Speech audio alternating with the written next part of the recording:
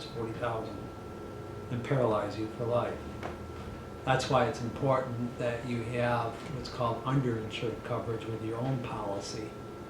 And underinsured coverage means that you carry your own insurance in case some drunk that has very little coverage doesn't have enough to pay you for the adequate compensation for what you've lost. You know, if you lost both your arms and legs, couldn't get around anymore, and you had $500,000 to $1 million of underinsurance coverage, then you could collect that from your own insurance company. Sometimes your own insurance company doesn't believe that you deserve that, though. So I have to go after the policy of your own insurance company to say that John Harper deserves to have underinsured coverage that he bought for and paid for under his policy just because he got hit by an underinsured driver. It's really important that you do check your policy to see if you have underinsured coverage. A lot of companies don't even cover it. State Farm in California stopped covering it, but they reinstituted in Michigan. I think auto owners have underinsured coverage, but most of the carriers do not carry it anymore because it's too much of a hassle for them.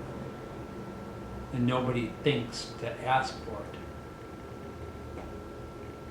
But your likelihood of being hit by a drunk or an idiot is about 90% higher than being hit by a pediatrician or a surgeon on his way to a picnic or a UPS driver or something like that.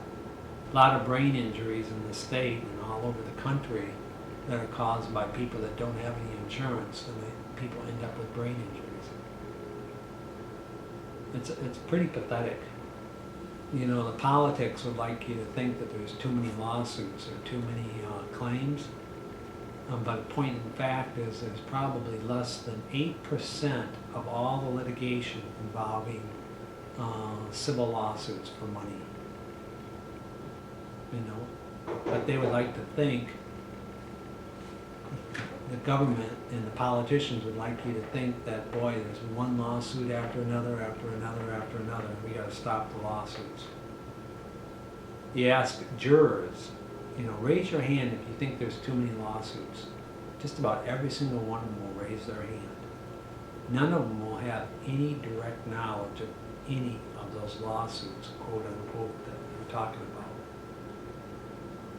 But there's a very, very big insurance industry lobby that have put millions and millions and millions of dollars into advertising. Tort reform in Michigan, they are right now trying to have a bill passed with regard to medical professionals. They already have a bill that if you're a doctor or a certain type of professional, MD, that before if they did something wrong, even before you can sue them, you have to have an affidavit of merit from another MD that has the same exact credentials, and I mean same exact credentials, to say, yes, that's a meritorious case, before you can file the complaint. That's the only type of occupation of thousands of occupations that you have to have that. And why is that?